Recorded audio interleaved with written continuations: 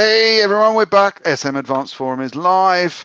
How are we all? Now, somewhere in the studio this week, I have guests, normal hosts, Mark, Eric, and Tim, and we have a special guest of the week, Ed Silvester, but we'll get to him in a minute because he's bound to be a bit irreverent, and well, we'll introduce him in a sec. So, you know me, I'm Dom Robinson, kicked off SM Advanced Forum, coming on a year now, can't believe it, and so I'm also work with a software company called Ideas, and we do geeky stuff, but I will plug myself more as we go, like everyone else will.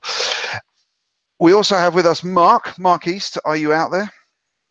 I am, sir. How are you doing? How are you? Yeah, good. How's it over in the West Coast? It's lovely. It's feeling like summer today. Finally. Having any rain your side of the world? Not a bit. Yeah, I think you sent it all over to us. Anyway, so Mark, do you want to introduce yourself and tell us what you've been up to a little bit? Yeah, I'm Mark East. I run a company called the 090 Media, and we offer a wide range of live streaming services. And yeah, I've just been crazy busy lately, working on a lot of different projects. I have a few new customers this month, and yeah, just ramping up quicker than I'd like. But done any good webcasts in the last week? You're always just waking up from streaming some famous superstar or something. Yeah, no, I mean, we've had a couple entertainment-related things this week. The unusual thing is the Warrior Games. So we've been contracted to do this Olympic-style event for wounded veterans at the Air Force Academy in Colorado Springs. It's been really kind of gratifying to see these guys compete, and this is the first time that they've live streamed it at this scale. So it's been pretty cool. You do have an awesome job, dude. Right. Okay. So also in the studio we got in the virtual studio. It's not fair to call a hangout studio. Also we have Eric Schumacher Rasmussen. Eric, are you out there? I'm here, and I'm great. Good Excellent. What have you been up to the last couple of since we last spoke a month ago? Oh boy. Well, when we spoke a month ago, it was just before Streaming Media East. And now we're ramping up for Streaming Media West. We're going to be adding a video engineering summit for all the Uber geeks out there, like you and Mark and Ed, Tim. So I guess everyone else except me. We're also going to be adding a sports streaming summit and another section of the program focusing exclusively on OTTs. So that information will be available soon. I'm really excited about that. And just last week, I was in Norway, along with Ed, for an event called Northern Waves TV, which is a brand new event that launched this year. Really wonderful one-day event, small group modeled after a couple other events, also in Scandinavia. There's an event called the Nordic TV Summit, which I've moderated for 8 years running, that focuses mostly on business and content. There's Streaming Stockholm, which our guest last month, Magnus Svensson, put together. And that's very technical. And then this Northern Waves TV was put together by Norwegian Media, and it tried to sort of bridge the gap between content and technology. The morning sessions were technical, but not super detailed. And then the afternoon sessions focused on business and case studies. And so it was a really nice mix. And it was... And were you grilling? Were you paneling, or were you grilling the panelists? I was moderating. I was the MC, and unfortunately, we were running behind on time, so I didn't get much of a chance to grill Ed and the other speakers. Although I did moderate a panel that featured TV2 Denmark and Discovering Networks Norway, and a couple other Scandinavian broadcasters and webcasters, and it was a good conversation. But it was bloody hot. I mean, it was. I don't know what it's like there in the UK, but really, it was almost 90 degrees Fahrenheit. I don't know what that means. Like 24, 25. Oh, right. That is hot. It was very hot. That's enough to shut down the railway, the remnants of the railway service over here. So actually, I'll tell you a joke about that at the end of the session, but not right now. Right. So, and we've got Tim. Tim, where are you lurking? So I'm actually lurking, if you can see behind me, the knee. Oh, the roving reporter's signal's gone down. It's like the SAT trucks just had a bus drive in front of it. Tim's at the Las Vegas Convention There we go. Center. He's back. Hold on, he's back. Where are you, Tim? We lost you for a second there. Oh, sorry. Our roving reporter. He's digitized himself out of existence. Hold on, let's try again. We like to think we live in the future, but we're just not there yet. Actually here. Yeah, got a good immersive video thing going. All right, I'm gonna go find a better place, Dom, because I know my signal's sort of spotty here. I'll find something and I'll let you know when I'm back in. All right, Tim, we're going to actually treat you as our second guest. So in the second half of the show, we're going to grill you a little bit about your projects, but we'll come back to you once you've found some IP that works. So all right, well, let's take you off for the moment, and let's introduce our guest of the month, none other than His Royal Highness. How was the wedding? It was Silvester. Couldn't find a thing to wear. Really, I thought the dress was lovely. Problem with your Wi-Fi. Don't forget, just stand like an antenna. You'll get. Trust me, I'm a scientist. Tinfoil fingers, away we go. Excellent. And you're sober still? It was your birthday yesterday. Thank you very much. Yes, it was my birthday yesterday, a rather significant one.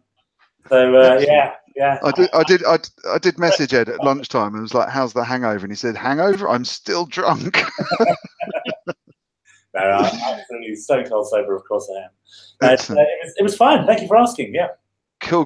So do you want to tell us a little bit about yourself and what you do, and then I'm going to grill you for some topics du jour. Okay. Well, I work for one of the biggest companies you've never heard of. I know you've heard of them, Don, but Perform Group are a very big player in the OTT space. We very much act as a broker for content, and we stream almost every game that you can imagine on a betting interface, whether it's a phone or a smart TV. If you're going to bet and watch live video, almost certainly dealing with a Perform stream. We're rights holders, and what we're very good at is taking those rights and turning them into products. So betting products, television products, news products. And we squeeze every last cent out of those live sporting rights, and then we take those archives and make them work until they're completely dead, dry husks. So let me just interject. First question then. So you probably saw that the regulations have changed in the States, and they're now allowing betting content over in the States. And that must be a huge expansion opportunity for you guys. Absolutely, yeah. I mean, the commercial guys are running around trying to decide what move to make on this. Technically, we're all ready to go. Technically, our platform is region agnostic. It's just working through the legalities of it all. And the commercial opportunities, but absolutely, it's a huge opening for us. The betting industry in the US is widely developed. It's just this very restrictive history over there. But certainly, technically, we're ready whenever the commercial asks us to move. We can move. Yeah, we had in one of the Stream Media East panels last month. There was a conversation which was kind of started off on latency, but was looking at innovation in the space. And we were talking. One of the conversations that came in the latency space in the States, because the only use case that is always given in the States is somebody heard a goal before I did, and actually none of us were checking Twitter, obviously. So I'm very cynical about that model, and actually the latency thing is really valuable for betting. That was the thing when you had DVB-T2 rollout. There was a big difference in people in the housing in one street who were getting their content from Sky and somebody else getting it from T2. There was like a 3-second delay on the Sky feed. So I think that's where that story comes from. But of course, in the OTT world, we're talking tens of seconds difference. It is an issue. If you want to do any kind of in-match playing along, be it betting or Twitter, or in my case, keeping up with live data from Formula One, having that latency really kind of breaks apart the experience. So it is a thing, and it's becoming more of a thing rather than less of a thing. Sorry to right from the very start, Don, but no, latency. Let's get it down.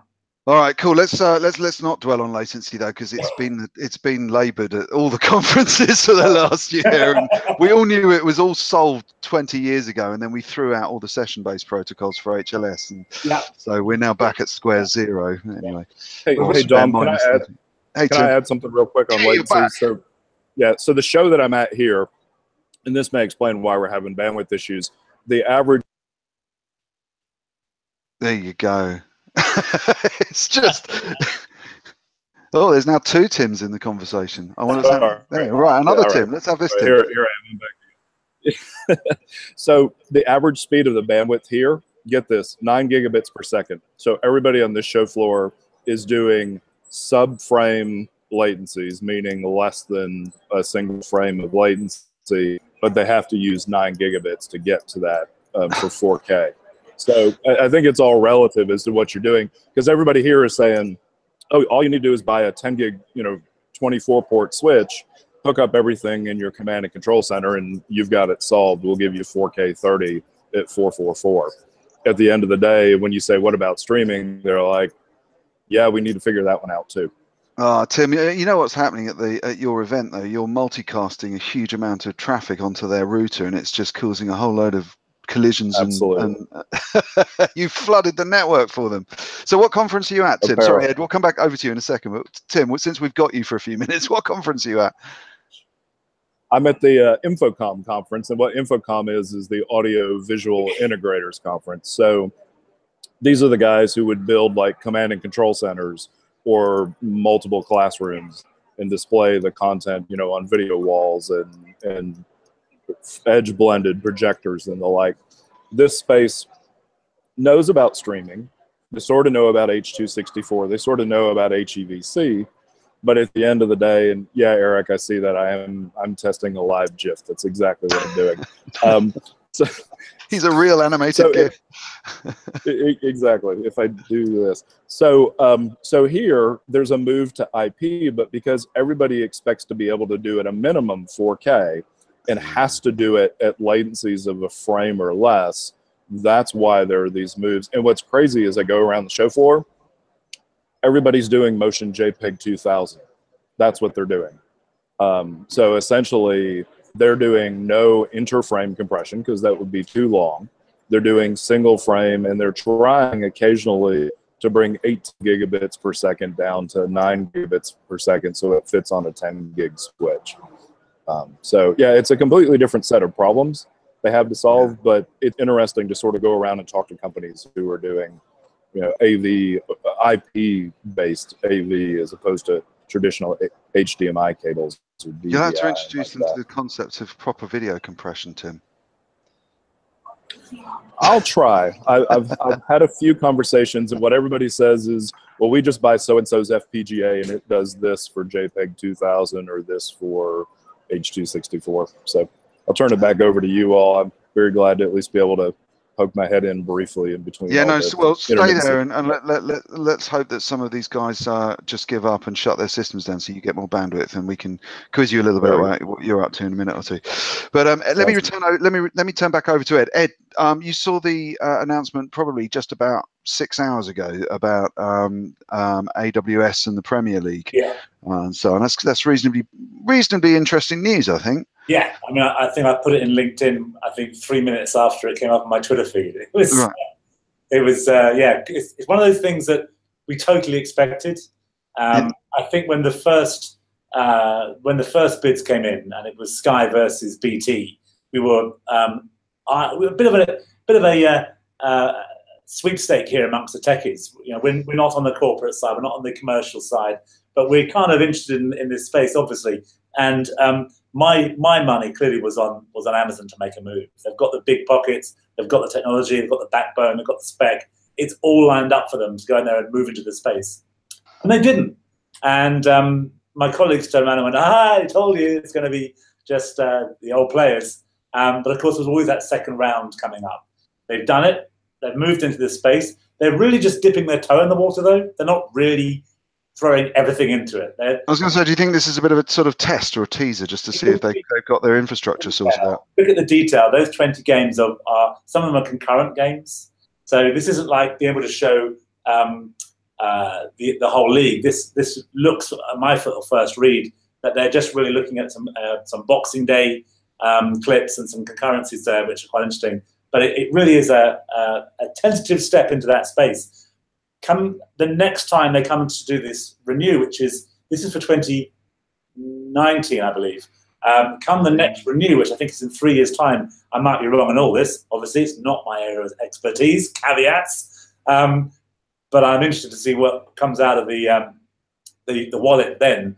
And I wonder whether Sky and BT are going to be in the same strong bargaining position they were this time around, whether once Amazon's actually had some experience in this field, whether they're going to play hardball is going to be probably more interesting to me than football.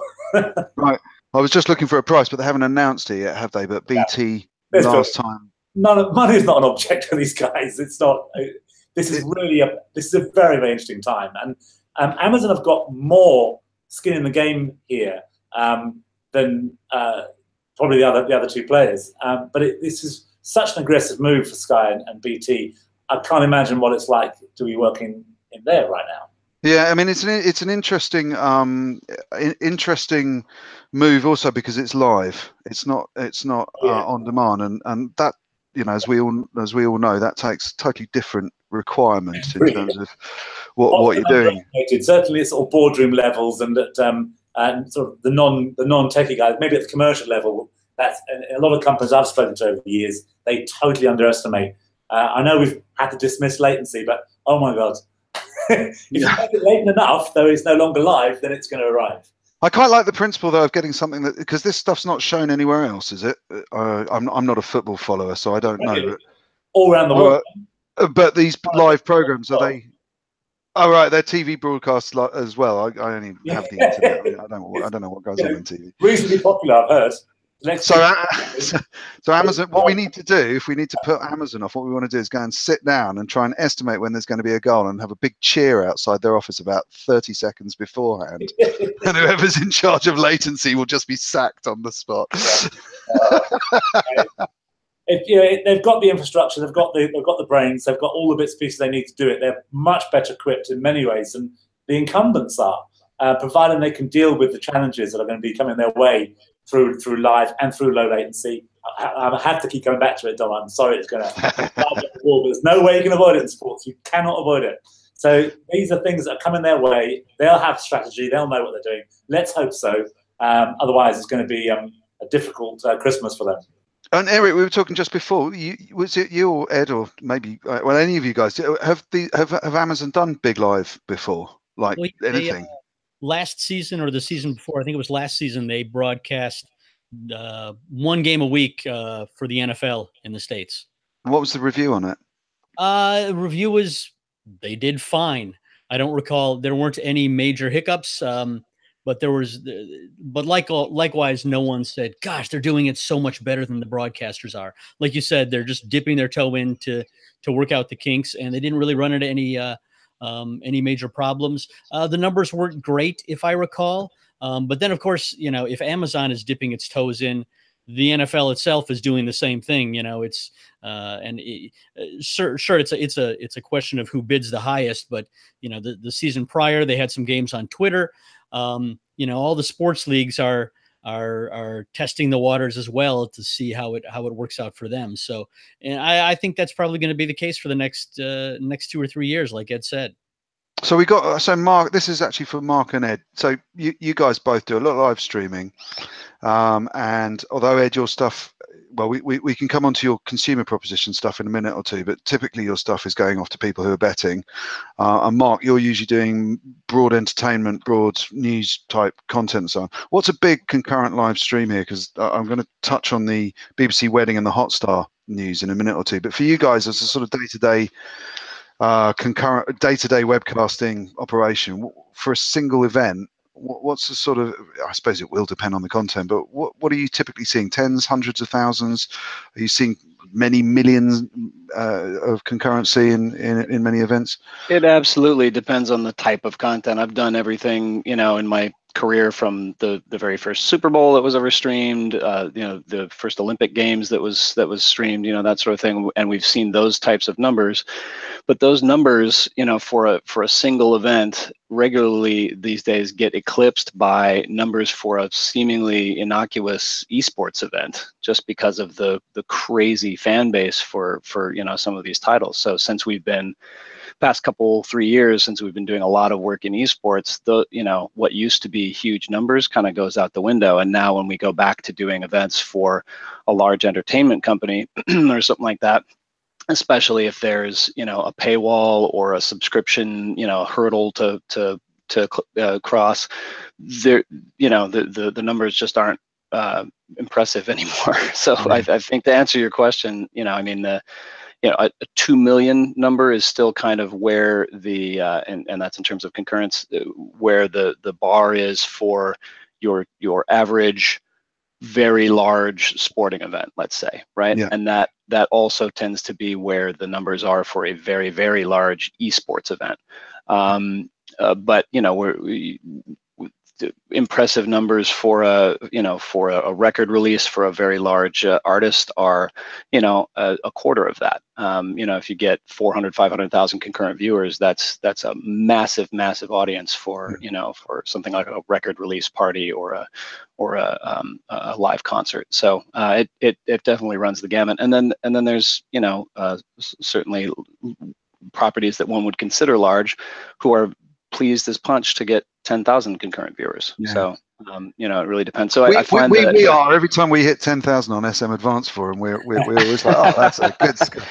That's every month, right? Isn't it? Of course. Actually, I've just got to prove we're live and interject. Gag Halfront's chipped in on the chat room and asked a good question, which is, will the matches on Amazon be pay-per-view? And I've just looked that up for you, and it says here you'll need a Prime membership, which costs £79 a year or $7.99 a month. I don't know where the BBC get their Prime memberships from, because mine costs me £99 a year, so they're obviously getting a discount there. Or maybe I'm just not looking at my. On the subject of concurrencies, I think on a really big live event like a boxing match or the Merriweather match, I'm not allowed to tell you the numbers because it's commercially sensitive.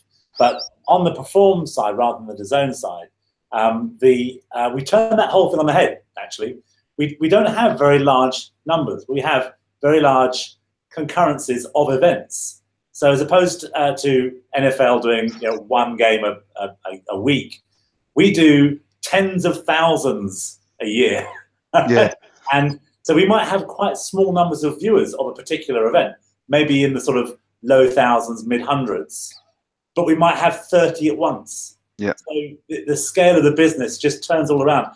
The platform is constantly serving 24/7 a lot of streams, but not always the same event.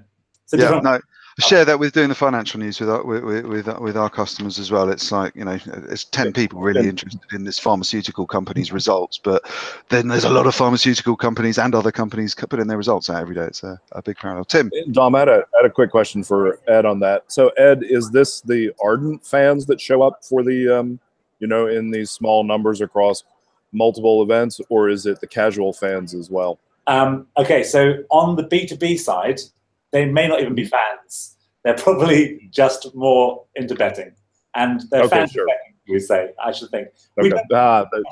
Good point. We are B2B, so we don't even know our customers. Our customers are the bookmakers themselves, and all we supply is feed and an API, and then everything else is delivered from the bookmaker itself.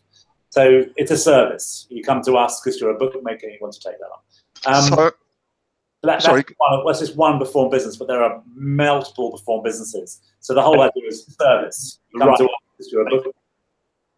So essentially, if I go to just a clarifying question, if I go to a sports book here, obviously I'm in Vegas. It's a place where betting is really popular, and especially since their team for the NHL, the Hockey League, is in the Stanley Cup tonight here in town. If I go to a sports book, I'll see maybe 30 screens showing a variety of types of events. Essentially, that's the model you're doing, but online? Yes, absolutely right. And it is the model we're doing. We will have all those events that you're seeing there. We'll have them as well. We probably won't have them in the US because they're all geographically controlled rights, but we'll have those same rights somewhere else. And if a casino came to us in, let's say, Germany and said, we'd like to be able to display these things, then they could connect via this product called the Perform Sports Cloud, take contribution quality streams and display them. And we could automate that with their billing engines and their booking systems to make sure that they get the right event on the right screen at the right time. And of course, Perform also owns huge amounts of data as well. So we have a live data company called DAZN, who you might have heard of. Sorry, not DAZN, Opta. No, I was going to say, hold on, that's changed its business model in the last couple of days. It's a very, very long day for me. I'm waiting for the PR guy's hook to appear. And I'm not sure hungover. Thanks for the clarification, Ed. That's quite helpful. But we're trying to do that sports data as well. It's pretty interesting. So, guys, what did you make of the? Well, just before we leave concurrency and traffic stuff, did you see the statistics? So, the big one of the month was really that the largest concurrency figure for a live event claims to have been broken by Hotstar for a cricket game. I haven't got to hand. Maybe I can find it without. No, I'm not going to look for that right now. But they claimed a concurrency of 10.7 million simultaneous viewers, which is a pretty staggering number. Although it's still about, by my estimation, half of a major TV soap opera or something like that. It's still, but it's. I think we're starting to prove the networks can handle it. And Dom, you've also got, as Mark mentioned, and so did Ed, esports, which often gets numbers much bigger than that. And in fact, a recent League of Legends tournament that was primarily viewed in China and India claims to have peaked at 24.5 million simultaneous streams. Concurrent, yeah. Wow. Okay, that is impressive. Yeah.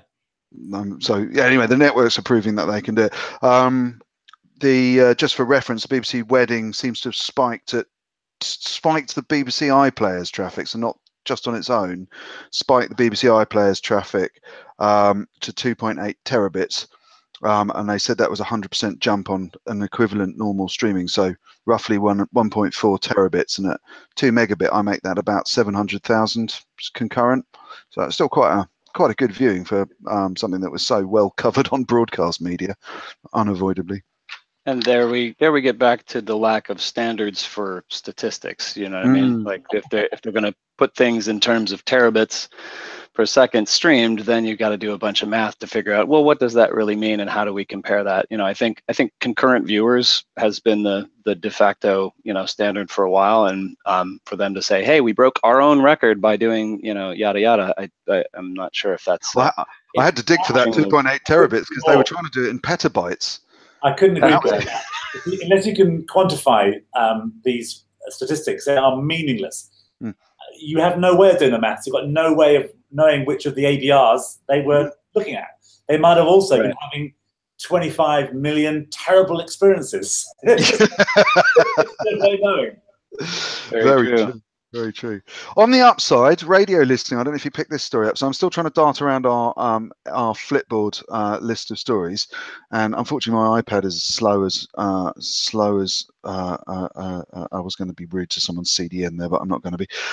Is slow as an old thing. But apparently, digital listening in the UK to internet radio passed the 50.9% mark this year, and that means it's exceeding FM radio, which means that UK may follow Norway with a review of FM radio licensing, which is the cord cutting and radio licensing things. We seem to be winning, guys. The streaming seems to be coming of age. I can't agree with you, Dom. Because you imagine upsetting an Archer's listener by threatening to take away their FM radio and make a Radio 4 person go to FM. You think Brexit was bad? Who listens to the Archers on FM? Archers Archers listeners listen on AM.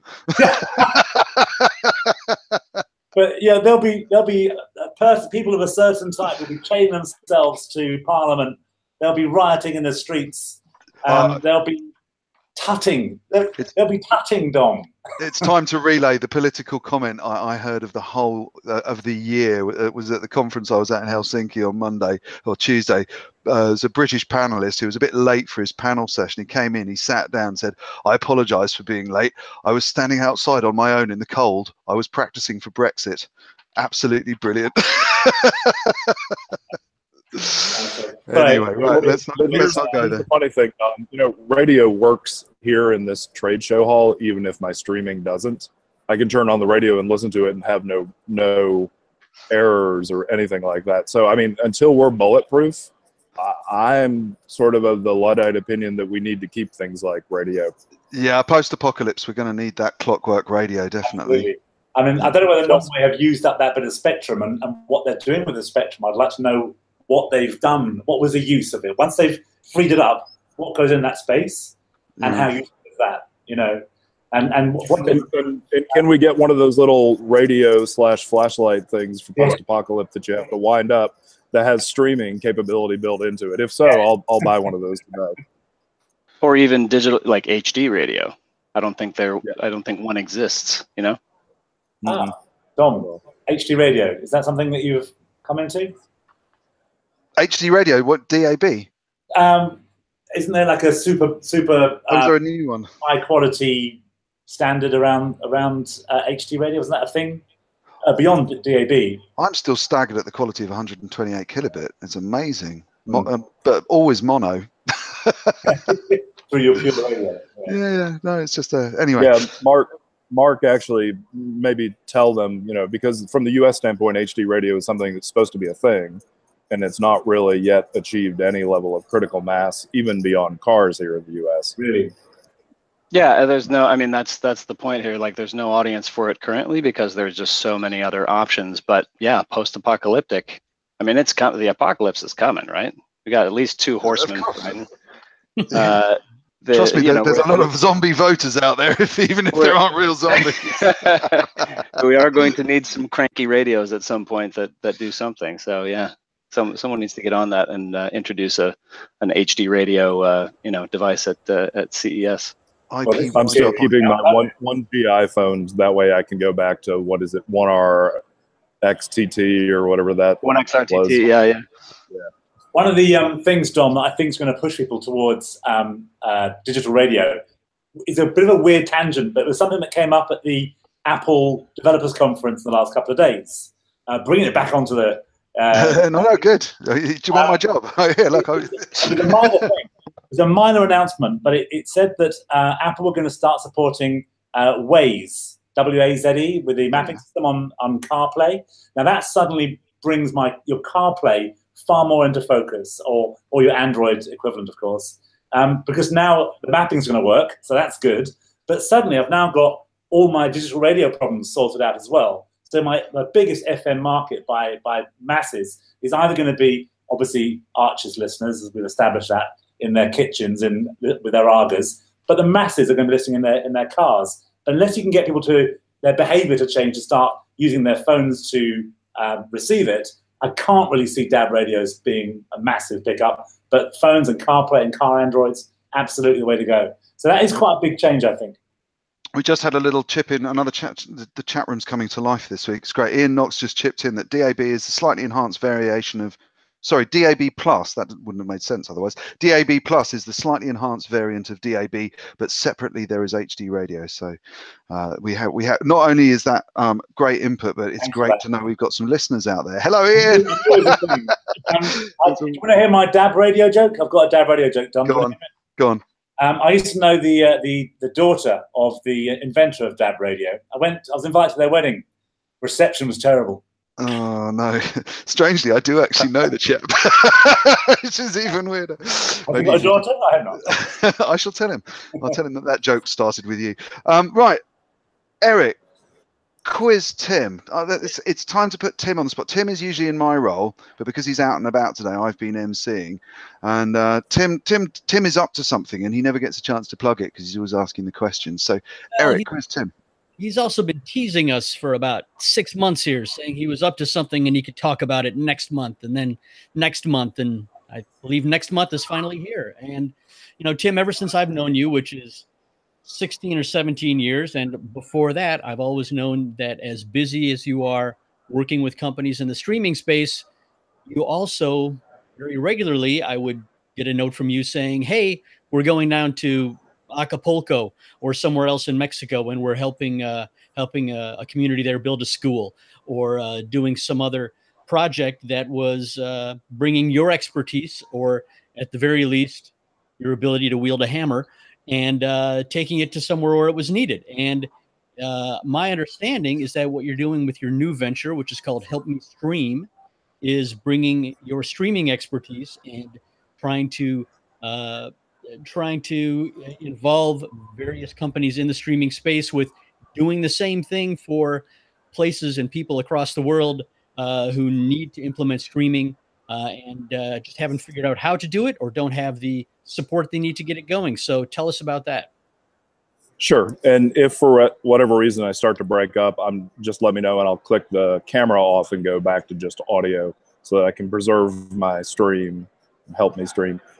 So yeah, you're right, Eric. I mean, one of the things that my children and I would do is go work at an orphanage and, you know, do construction and that kind of thing. And what I found was when I would get to places like that is somebody would say, oh, you know, computers. We've got 2 computers that were donated. Can you help us fix this? And then it was, can you help us do the Wi-Fi? Then it was, can you help us get set up so we can watch a particular stream or something, you know, from one of the organizations that had come in to help. And as I've gone through the last 20 years now in streaming, and about 5 years before that in motion picture and video conferencing, I realize that as I go to these places, one of the critical needs is the fact that non-government organizations in emerging economies have messaging that they need to get out. And that messaging may be AIDS education, it may be around some other form of critical need in that particular market. And we as an industry, sort of as we've been talking about here today, we've done well. We've revolutionized the way that media is broadcast and consumed. You know, are we a replacement for TV yet? No. But can we easily stand up a live event and have several thousand, several tens of thousands, several million people watch it? Yes. What I'm looking at in some ways is more like the model that Ed was describing, where you would be doing multiple streams for multiple NGOs in these emerging economies with a small number of viewers simultaneously on each of those. The intent is to be able to, first of all, get those messages out. But secondly, as I've looked at the industry and talked to people, a number of people have said, hey, we've done well in the industry. We want to help. We want to figure out how to help in markets where they don't have sort of the streaming infrastructure in place. So the idea is twofold. One, the individuals who want to help on that, we set up a 501c3. And that 501c3, we're tracking projects in a number of places that we're looking to actually do our first project. And in those, it would be asking those individuals to help with their streaming expertise. The second part of it is what you'd call a 501c6 in the US, or it's a business league, so to speak. And what that is the companies in the space who may not necessarily have traction in a market yet, but who are interested in going into that market, say 5, 6, 7 years, that they actually will help. Excuse me just a second. They'll actually help donate to the 501c3, but they'll gain benefit by actually receiving market research as we go in and do these projects and set up the small infrastructure. In some ways, it is pilot projects that can be both an infrastructure project as well as a project around, say, the encoding, the messaging, the delivery. But in other ways, it's very much a humanitarian effort. So that's sort of the short version of it. But the way that we look at it is businesses don't necessarily just want to donate from an altruistic standpoint. They want to gain something from it. So that's where the business league model comes in. But individuals within companies, even the companies that don't necessarily contribute, have stepped up very sort of surprisingly to me, but maybe not surprising, just because we're all sort of tinkerers and geeks and like to fix things and solve problems, and said, hey, if you get a project that you think could use my expertise, please let me know. And if you'd like to have some donations, please let me know on that. So it doesn't really surprise the traction. That's great. I mean, you know, I think of, in fact, Troy Dreyer, who's one of the editors and columnists at Streaming Media Magazine, had a column in the magazine 6 or 8 months ago, and the inspiration was sort of the 4K fun runs that Elemental Technologies launched first 5 years ago. That Sam, exactly. And I think someone like Sam Blackman, the late Sam Blackman, who really had that big vision, and part of his personal mission and his personal ethos was always to give back to the community, as well as to advance the business. Have you had, you mentioned that you've been kind of surprised, and I see you're turning off your video so that you can focus on the audio. You said you were somewhat surprised at the response that you've had so far. Can you talk a little bit about what response you have had? I don't know if you can mention any names of companies or people who are involved, but tell us a little bit about what the reaction has been. Sure, and I'm actually not going to name any names at the moment. Those are the kinds of things from a PR standpoint that I'll let the companies decide. But when I would go do presentations, for instance, at CES and NAB, and even at the streaming show, and I would present to companies the idea of the business league model, individuals would peel off at the end of that and say, hey, besides sounding great, if there's something you want me to do, I'm always willing to get on a plane, you know, because I'm constantly traveling anyway. If you can give me a plan 3 to 4 months out of a project that you're doing, and for instance, we're looking at a couple projects in Central America. They said, just give me enough warning, and if I can't go, I'll be happy to donate some money to cover the, you know, the flight and travel costs for other experts in the industry to go. So it's that level of commitment that people are jumping forward and saying, let me help. I want to give back. And this to me is the model. We've done 20 years worth of revolution. We're at a point where we're sort of dominating the way that delivery is done, and it's time for us to give back. And that's when I say the response is surprising. It took me 15 years to sort of get to the point where I realized that the expertise that we've all gained are beneficial, not just for making money, but also from an altruistic standpoint. And I guess what surprised me is that other people have also been thinking along the same lines. Before we move on to Mark East is going to lead us through some of the more technical topics that are making the news in the last few weeks. Tim, when do you think we might hear of the first example of Help Me Stream in action? What sort of time frame are you looking at? We're looking probably in the late October timeframe for our first project. We're still getting the 501c3 paperwork through the IRS. That part takes a little bit of time. But yeah, the first project should be mid to late October. Excellent. That's great stuff. And it's really really inspiring to hear that people in the community and the streaming community have been so receptive to the idea. So I'm glad to hear it. I'm looking forward to hearing about more. So with that, shall we pass things back or pass things over? Awesome, thanks. So we'll allow Tim to put his what do we call anchor host hat back on, but that was Tim doing his guest slot, which he's long overdue, and he's done a great job of being MC for the last. We've actually come out to a year on SM Advanced Forum. We might do something special on the next one, like I don't know, blow out a candle or something extravagant like that. I'm not special enough, Tom. I mean, no, well, you've got a birthday coming up. Well, you've got a birthday party to end all birthday parties. I think we might have to promote that at the end of the stream, just to so that there's more than 3 people there or whatever it was you're expecting. But we've got a bunch of So Dom, I'm sure there's probably an app for blowing out a candle as opposed to actually having to light an actual candle. Kind of like how you used to take lighters to you know, to concerts, and now you take your phone and hold it up. There you go. I've seen Eric lean forward. He's going to find it on his funny little plug-in that does all the intro and outro titles for us on SMAF. I bet he's got one in there. Right. So we got some technical stuff coming up. Mark, I'm going to get you off your mute there. Come off your mute and talk to us. We got some technical stuff here. One of the topics that's been hot in the news in the last month has been SRT. Are you using SRT? And this probably goes out to Ed as well, because it's probably relevant to you. Are you using SRT? Are you involved in it? We have our own similar protocol and ideas, but which we use by default. But I'm sure clients are going to start asking us for our SRT in due course, and at that point we'll investigating it. But are you guys using it in the field yet, or where are you?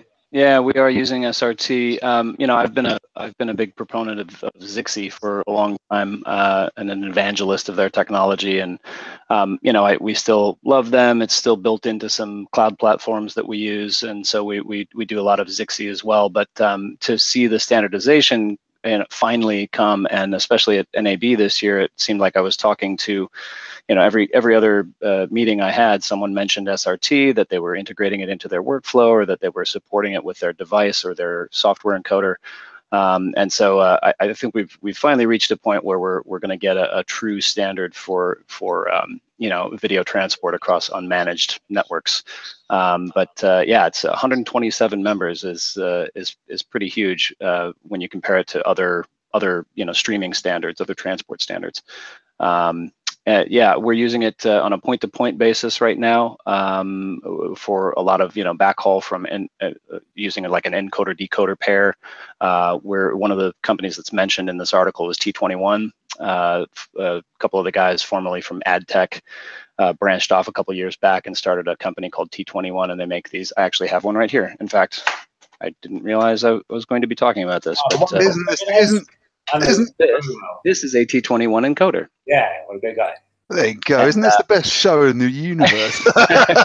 Here's one I prepared earlier. Just testing it last night. Yeah, it's fantastic. And you put one of these in a facility and their decoder in another one, and turn on SRT, give it a port and an IP, and away you go.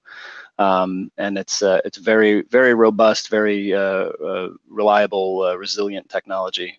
We find as much so, if not more so, than Zixi. So good stuff there, and we're looking forward to building that into more of our workflows and having more and more tools at our disposal. So I'm pretty excited about that. And Ed, have you got it deployed in Perform? Yeah. First of all, second on the T21. Really good stuff. Goes in a frame as well. We're often told by Zixi that we were the first ever clients of Zixi, but I'm pretty sure they tell everyone that, but yeah, so we love not just the fact that it works, but we also love the tool set that's around Zixi.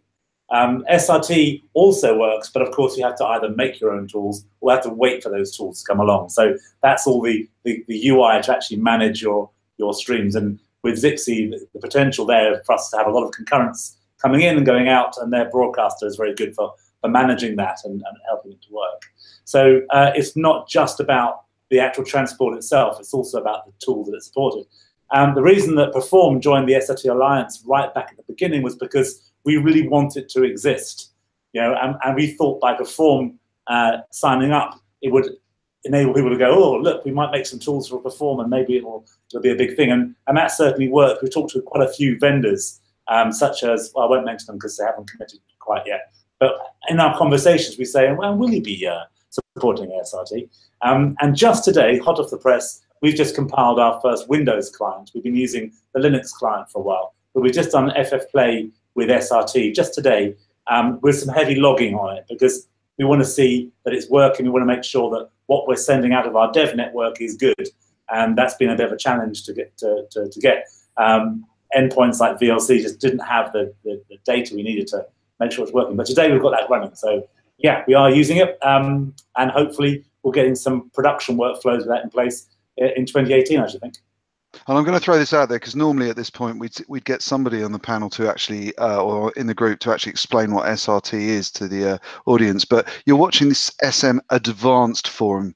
You can always go and use Google to find it out. So off you go if you don't know what SRT or Zixi or any of these alternative. In fact, actually, that's probably worth dropping mention. Tim, you're explaining all this in a forthcoming or in a recently released article, aren't you, Tim? No, it's actually going to be a full-on report.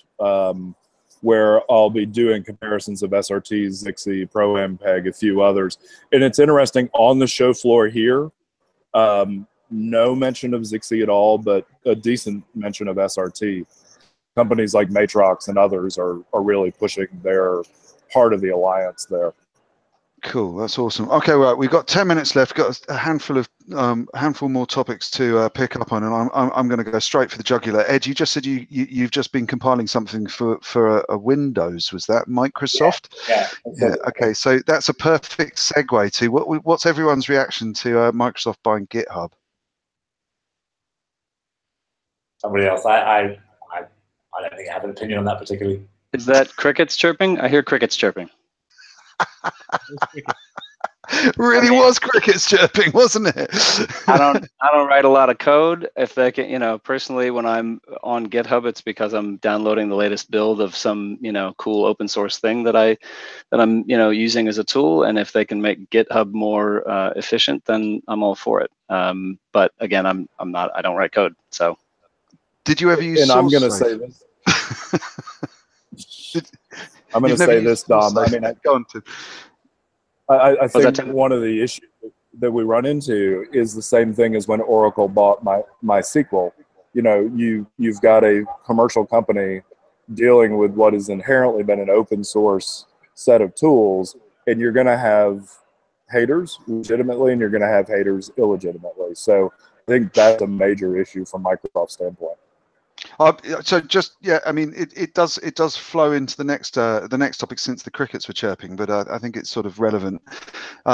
So obviously we had Cisco deciding to dispose of its media unit. What was it, within the last month since the last episode, or certainly it was fairly? No, we mentioned it last time, yeah. Yeah. So and obviously now UDN is being spun off from Ericsson to become its own entity, and so for that reason, you have to wonder whether, when these larger companies make acquisitions of companies, and when a Microsoft buys a GitHub, does it ever work out well? I can't think of many cases where it does. No, I think you got me as well. The first word that springs to mind is divergence, right? We've had IBC and NAB using the word convergence for so long. Suddenly, we've got these big companies who've clearly converged, and now they're suddenly diverging again, which it does puzzle me. I am a bit lost, and I don't think it's good for all the industry. I'm hoping that there will be small, independent competitors breaking out to try and capitalize on the backlash that I think is inevitable. Any other thoughts, chaps? Yeah, I'm going to add something, Dom. I think this is the inherent nature of the way that our industry works. And if you followed the way the telecom space worked years ago, they would always seem to vary. And I don't know how it is in Europe, but in the States, when you had competitive telecoms, there was always that variation between, are we selling minutes and bits, or are we selling services that drive those minutes and bits? And I think this was sort of the model for Cisco, was we're going to bring video in because video is going to be really high traffic on the networks. They do that VNI report every year that says video is big. I think they thought essentially they could own that part of it as well. But ultimately, they do good at pushing bits around. They don't necessarily do well at pushing the services that drive those bits being pushed around, if that makes sense. And I think Ericsson's the same way. I think conjecturally, the large public companies typically struggle with being small and agile because of their nature, and I think they often try to buy into these smaller, more agile, better positioned companies in an aspiration to change their core business.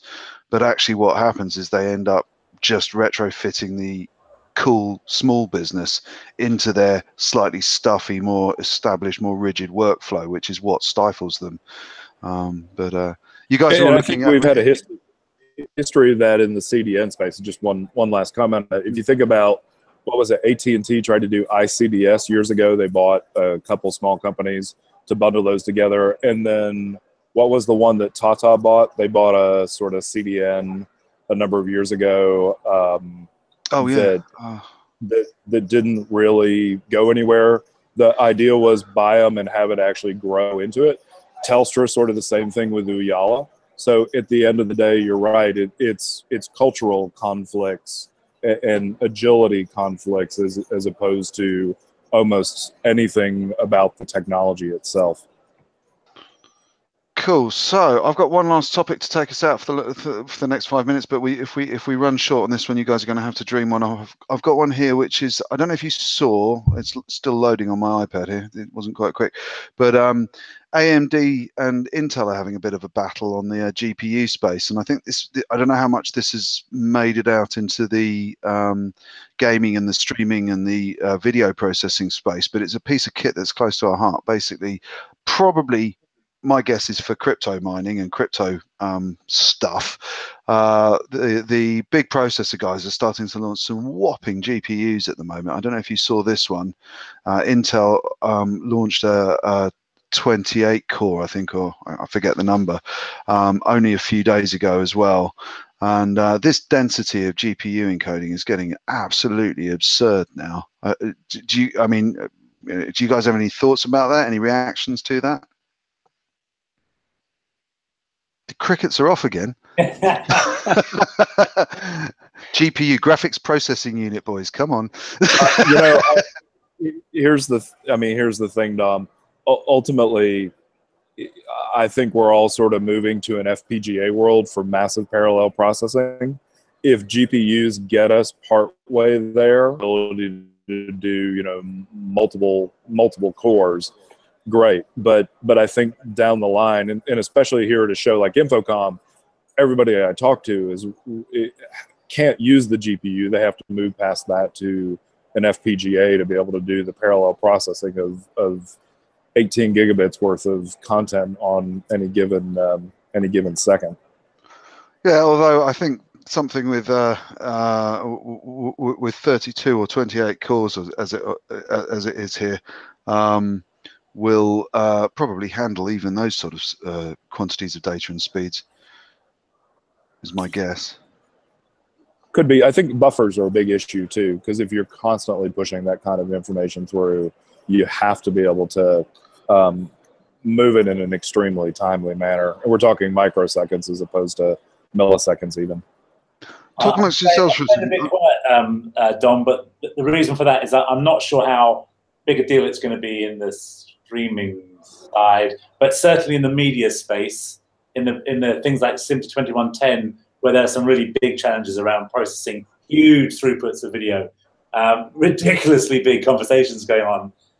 Yes, it's just Moore's law, but it is also making it economically viable. And we're also trying very hard to understand how to not just distribute our processing, but also to dematerialize it. I think it's this kind of development that just enables it to work. So yes, but I'm not sure it's a big deal in streaming. I think FPGA is probably, like colleague said, there is probably where we're heading.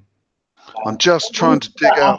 Wasn't there a rumor about Apple in the last couple of weeks or 3 weeks? Well, so Apple's just deprecated OpenCL, OpenGL, and correct me, something else in favor of its metal, which from our point of view, where we do a lot of encoding and so on, it's kind of academic, but from the decoding point of view and the people who are developing client technologies, I think that could have quite some impact. And maybe and what's interesting in their deprecating of that is they also rule out a number of the machines that worked on High Sierra, and it sort of goes antithetical to what they'd said before, which was they'll continue to optimize the operating system and allow it to maintain the user base. They're essentially moving people off the user base by deprecating the open source stuff, which I find ironic because they were the champions of that to begin with, and now they're essentially going to their own proprietary, metal-based solution. So I'm going to try and just do something humorous just to finish off the session here. Let me just check I share the right window, not the window with the pictures of the kids on, because I'm sure that won't entertain many of you. There you go. That's all a bit weird. That is the heatsink.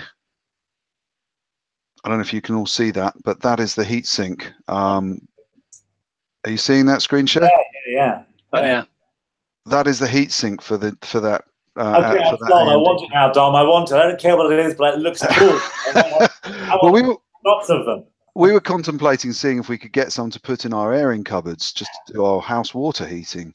Yeah, that looks brilliant. That's an iPhone. If you can't see it clearly, that's an iPhone. And it's not just an iPhone. That's an iPhone, one of the rare iPhone X's standing up, and it's an inch taller than that. So hot, it needs to have a big thing. So there you go. Why my pocket's constantly burning. So there you go, chaps. That brings us up to, we've got about 50 seconds. So what are you guys doing this week? Quick, rapid round. Tim? Hanging out here at Infocom and trying to figure out how to get things down to the 1 gigabit per second instead of 9 gigabits per second. Cool. Mark, what are you up to this week? You must be up to a fantastic webcast. Finishing up the Warrior games. We've got E3 is coming up next week. We've got a few things going on for that. So it's shaping up to be a big June for us. Now, Eric's on a still picture.